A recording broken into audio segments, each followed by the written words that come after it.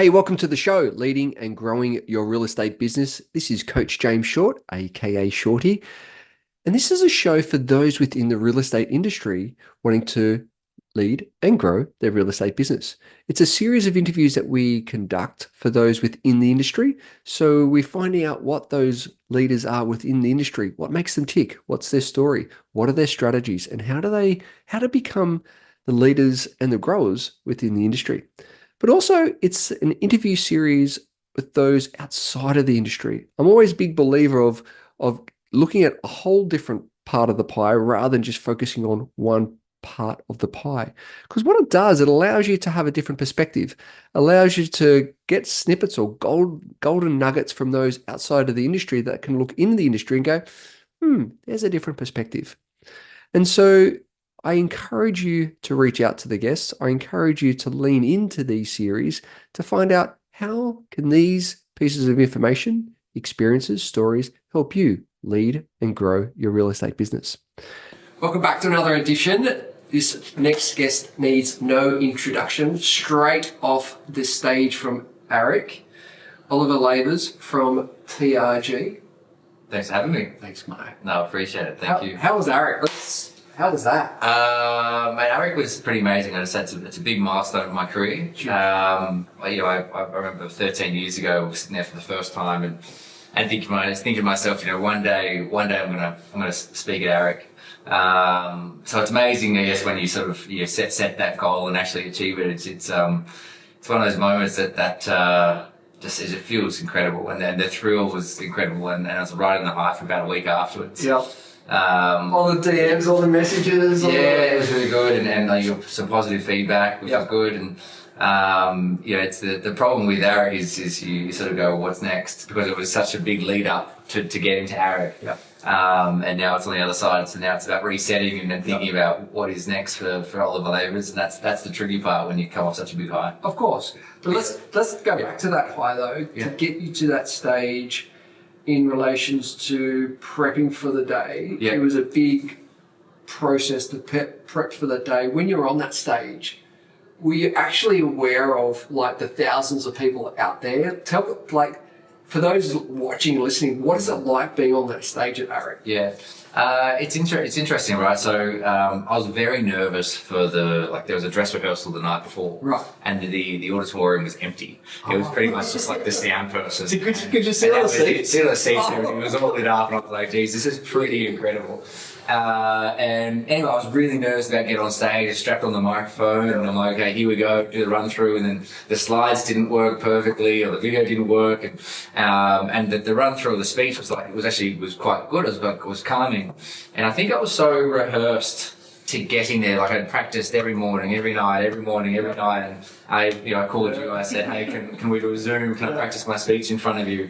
I had tears, by the way, when you did it. Shorty's been there from the start. So, so the fact is I was very rehearsed, and I think when you're so comfortable with what you're saying, and I was then so confident that once I got up there in front of the 5,000 people, I actually probably wasn't so nervous. I don't know, you're probably more nervous with the first word that comes out. Yep. But then you start getting into the flow and the rhythm of something that you've rehearsed time and time again, and that I felt comfortable about it.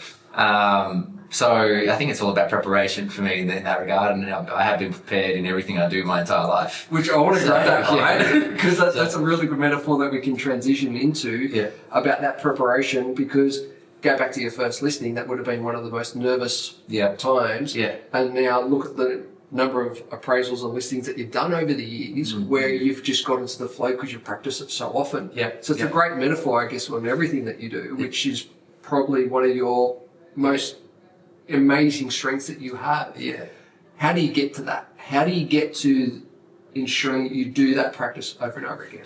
Well, I think it's about practice, right? Practice makes perfect. And when I was back in my dancing days, like I had a very strict dance teacher. Kid can dance.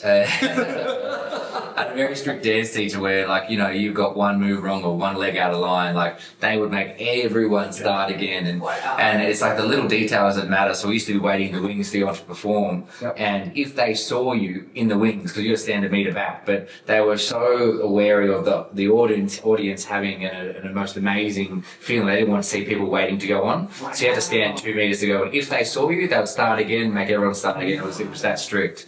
So I actually think you go way back to your childhood of making things perfect back then and having high standards then. So that's sort of built the standards in me today. Yep. So yeah, it's just about, you know, I think I forgot where I'm It going. really is about those standards. It really is about those setting those standards, and I think learning from such a young age to set such high standards to achieve. I mean, gosh, once again, dancing on stage. Yeah. Transfer that another 16 crazy years or whatever. Yeah. Right? Full circle. But the ability to actually have that practice to those set of standards, and I think having those standards in all aspects of life is pretty important, because you do hold yourself to a high level of standards. And I think the standards come in every day is you know, first of all, you become very good at cold calling, right? Because that's the thing you do, you know, 100 times a day to actually get into the door. And the problem is, I think, with a lot of agents is they're very good at getting, you know, cold calling or building their rapport, but when it comes to a listing presentation, they have no idea what to do, because their listing presentations, you get one every 2 weeks or something, right? So the good listers are doing listing presentations every day, so they know exactly what to say. They got into the rhythm of the listing presentation. But when you're not doing that many listing presentations and you're relying on it, well, that's probably where it's not coming off as smooth as everybody else. So just like doing a speech it's, you know, you're amazing on the phone building rapport with people, but I think what people need to actually do is actually practice the listing presentation. You know, practice in front of your friend, the family. You know, I called you on Zoom to do a speech, like, and that's where you actually get over the. I remember I just started. I was really nervous with you in Zoom, right? And then I just got into the rhythm like you weren't even there. And I think that's what people need to actually just practice what they're trying to do, and then they get extremely confident with it. Great point. You talked about relentless commitment, right? Which is a huge topic in itself. Where do a lot of people get that wrong though? Where do they fall down in relation to the perception of, I've got to have relentless commitment? Where do they fall short, do you think? I think it's relentless commitment probably in the wrong areas. You know, it's. What do you mean by that? Well, everything adds up. Right. So you know, like even today, I'm running in late because I'm running to another appointment, and everything for my day is on the clock, right? Which is, I apologise to you. But you know, like I'm running upstairs and I throw the agency agreement down on Tessa's desk, and then I, you know, quickly run to my desk and quickly do something I need to do before I came into here. But everything's so calculated. So, but then I run past the kitchen upstairs, and there's people having banter, having a chat, having a bread roll, you know, having some chips. And that's the relentless commitment is it's lost, right? So although they're committed at a certain point in time to go, all right, well now I'm going to do my calls, but they're so distracted to say, well now I'm going to go and you know, it's not even 12 o'clock and they're having lunch, and a long lunch it seems, probably from 11:30 to 12:30. But some people wouldn't want to do that, need to do that. I understand that, but I think with me it's about understanding my commitment around time, right? You know, I know when we catch up socially, you know, there's a line that says, you know, I've got to go. And I'm always going to go. And, you know, unfortunately, the people we have breakfast with, how you say, oh, Ollie's got to go again, you know, because that's just what I do. I give myself an hour off, you know what I mean? So I'm very precious around my time. I'm commitment, I would say probably I've committed to who I am as a person, committed to that, and that person translates into my brand.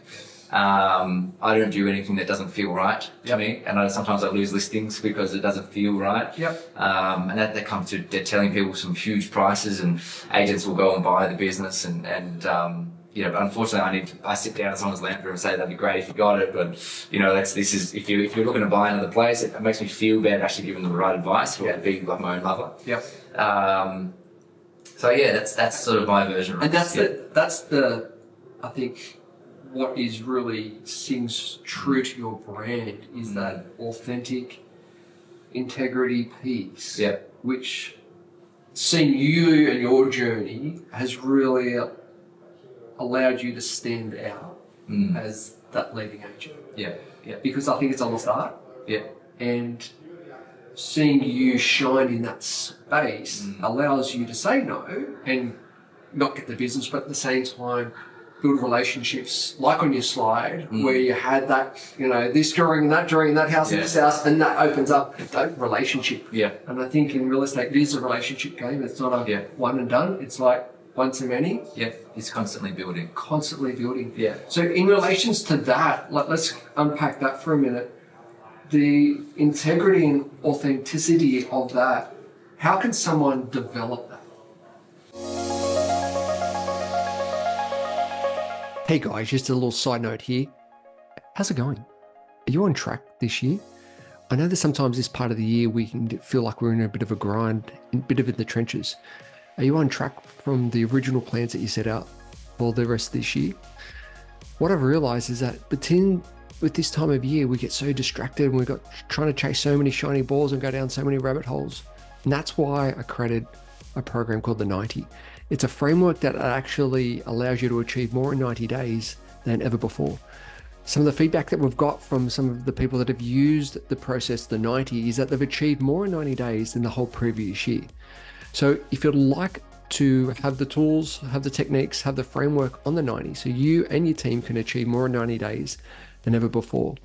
What it does, it impacts you of how to get clear, what you need to do, and who you need to be to show up in order to achieve the things you want to achieve over the next 90 days. Simply head over to jamesshort.com.au, click on join the waitlist, fill in your details, and one of the team members will be in touch and take you through the 90 framework. On with the show. Good question, because can it be developed, or is it inbuilt? I see agents all the time, sort of speaking from an agent point of view, that sometimes I go, it surprises me that some people feel comfortable doing a few things in this industry, and that's where people get a bad name. Yep. I like coercing people go to market. Yeah. For me, it comes off, it's very easy because of just whatever I feel I do. Yep. But I think it's more the fact is that, you shouldn't really, I don't know, it's a difficult one. Yeah, it's a difficult one. Can you teach it? I don't think you can, but I think maybe it's easier for people if they're not relying on a sale. Yeah. Where if people are worrying about their own, bills or mortgages to pay, then maybe they become selfish around what they're trying to do to, get people to sell or pressure people to sell their property. So what I would possibly say is, if you're busier and you don't rely on a sale, then you don't need to push people to do something that doesn't feel right. Yeah, so I think that the truth here is just you getting more opportunities, throwing more balls in the air, and then you're not relying on ones to land. That's a really good piece. And I think if you're not aware of it, like change, you need to be aware, you need to be willing, and you need to have strategy. So if you're not being aware that you're not authentic or have integrity, then how are you going to change? Yep. You're going to change pace. Okay. Dad? Yep. Yeah. How has beautiful baby into your life? Yep. 6-8 months ago? 4.5 months now. 4.5 months. Yeah, little Elsie Snow. Elsie. How has fatherhood changed how you work within real estate? I think it's been difficult, and here I am thinking that I'll always be a natural dad. I'm going to say Rach, my partner's natural mum. It's beautiful to see, but I've been so strong-willed in work that it's taken me a little bit to try and step back and be like, wow, this has happened. Yep. And now she's starting to smile and giggle and give me, something back. Like now I'm starting to sort of really connect, which is great. But to be honest with you, it has been a bit of a it hasn't been as straightforward as I would have thought. Like I'm still very much in work mode. Yep. Rach, my partner, she understands my work mode and how this has always been pretty much number one, and now it's number two. Yep. Well, it's trying to be number two. I'm sorry, else, because I love work. I love what I do, and if people are going to give you their biggest assets, like I make sure that I'm always available, always on to actually push for them. Yep. But in terms of dad mode, it's now like I am still trying to transition into getting home, turn my phone upside down for half an hour, give Rach and Elsie just half an hour of my time, because it could be an appointment where I've always felt guilty around that, like not being available. But the fact is, if I've got half an hour, I can get back to people within half an hour later. So I'm still working on that transition. It is, I gotta say, it's an amazing feeling now that she's starting to smile and know me, and see the big eyes look up at me. She looks like my twin, which definitely helps. Yeah. But no, it's really, I've seen as a mate, I've seen that transition, and I've seen you soften. Yeah. Still got the drive, still got the intensity, still got the passion. Yeah. But connecting, I mean, you and Rach have got a beautiful relationship, great communication. Yeah. And now with you and Elsie, it's beautiful to see. Yeah. Particularly the cuddles, right? He's so engaged. Yeah. But that makes a whole part of you. And I think that is a beautiful transition to see. We're always learning, man. My kids are, as you know, 18. Always learning, never ending. But to see that transition is a beautiful transition. Yeah. Back to work mode. So I tell you what, it is actually with talking about time earlier. It's actually making me really even condense my time even further. So Ray says, when you can come home, I'd love you home earlier if possible. I don't need to stay in the office till 7 now and be bashing my head around calls. I can do those calls at home. Sometimes I'm actually at home sitting in Rachel's chair with Elsie. I'm still on the phone. And so I am when I'm in the office, I'm working, I'm pushing, I've got my 30 calls, I know exactly who I'm coming in to call. I go bang, bang, bang, bang, bang. All my day is now calculated really well. Like I've worked out, instead of doing like half an hour appointments or, where you have your 1, 2, 3, if you tell people I'm going to be there at 12:50, 1:50, it shows like you are really on the clock. And they're not going to be late. Great. So it's actually working really well for me. Great. So I've just got to say it's really condensed my time. And I think that's one of the pieces that you shared at ARIC about learning from your mum. Purposeful time. Right. Growing with the kids and managing work and everything, right? And so it's interesting how you then, that's happening in your own life where you've got a family now. And you've got to manage that time. You've got to manage being a great partner, being a great dad, being a great leader within the business and your team, but then also leading your vendors. So it's multiple hats at multiple times. And always learning and evolving, trying to manage it.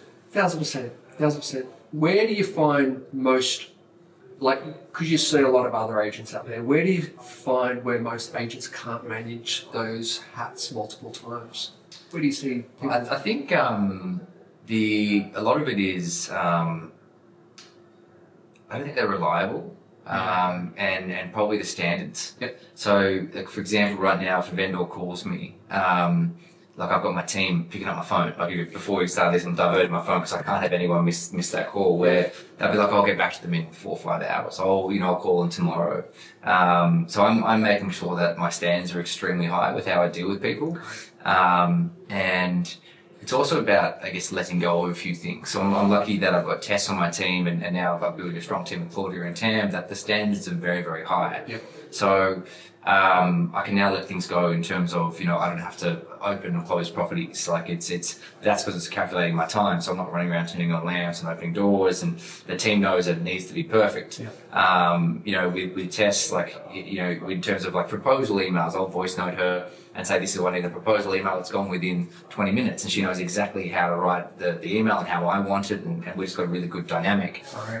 In terms of photo shoots, yes, I'm still at the shoots because I think it's very important to be a little bit hands-on there. I still get Instagram reels, but Tess knows exactly how I like the photos and, whether I like the front straight on photo or sideways, but it's actually about letting go of a few things. That understanding that, if you can keep me on the phone, right? Because that's really where my business grows, is talking to more people, and that's probably the most important part. And I think that's a really important piece for those leading teams, is finding your strength and leaning into that, and then looking at other team and what are their strengths, and they can lead into that. And so together you'll have this team that's all focused on strengths rather than, I've got to manage my weaknesses. Well, get someone who's that's their strength, and then that's where the team really. I can't write an essay. Tell you who's good at writing an essay? Tess. He was great at helping me write my ARIC speech. Tess, you know. So yeah, it's definitely finding the right people to fill those holes. Yep. And you know, you can move faster with a team than you can by yourself. Now, what would you suggest and recommend for those listening or watching this around taking that next step with a team member? So they may be solo agent looking to take their first team member, or maybe an assistant looking to get another agent on board. What would you, some pointers or recommendations around that? I've made some mistakes along the way. Got a scars to show. You know, I think it's when you're the first person you bring on, it should probably be a EA/prospector. Yep. Right. The problem is with me, my first one, I was probably better. I was more of the EA because they were worse at writing that essay than I was. You know, they couldn't fill out an agency agreement. So I think it's important to have someone that is open, you know, could jump on the phone and help you prospect and get leads, because you're probably not going to be busy enough at that point in time. But as soon as you can offload the admin side of things, the comparable sales, the processing the agency agreements, the organising your marketing, as soon as you can offload that just to get on the phones and do what you're good at, that's when your business is going to flourish. So I guess as soon as you possibly can, get an EA. And then, I mean, I used to listen to podcasts that used to say, you know, your first 500,000, you need to hire someone. And then the next one's 750, hire a second person. And as soon as you have two people, one EA and one salesperson working with you, then your business will go. And then it's about, you know, adapting to the work you have coming in. Right. But I would say, you know, do it straight away. And people are so afraid of paying, you know, the $50,000 salary. But the truth is, you're not paying $50,000 up front. You're paying, you know, monthly. And this is what people need to think about is oh my God, that's so expensive. That's $50,000. Well, that's $50,000 for 12 months. So that's how I started to think. And right now I'm thinking, well, I should probably I don't like saying staff, but I'd like to get a bigger team, overstaff my team, because I think I can still deliver that high service. I don't mind paying a little bit more money in terms of running a solid team, but obviously delivering the high service and having the team happier rather than being so stressed managing the workload. And that's an investment, right? It's the investment in for that long term, that long game, rather than thinking so short-sighted of, oh no, the 50K. No, that's an investment, because that 50K can turn into 250, 500. Exactly. Yeah, off it goes. Exactly. Yeah. On the show, we have our 60-second quiz to find out a little bit more about our guests. Are you willing to play? 60-second quiz. Yeah, done. Oh, here we go. He doesn't know the questions, but anyway. Favourite movie? Don't Look Up. Okay, cool. Favourite food? Pizza. Favourite holiday destination? Italy. Ooh, nice. Yeah. What's your morning routine? I've got 4:40, straight to the gym, I go for a run. Nice. What's your evening routine?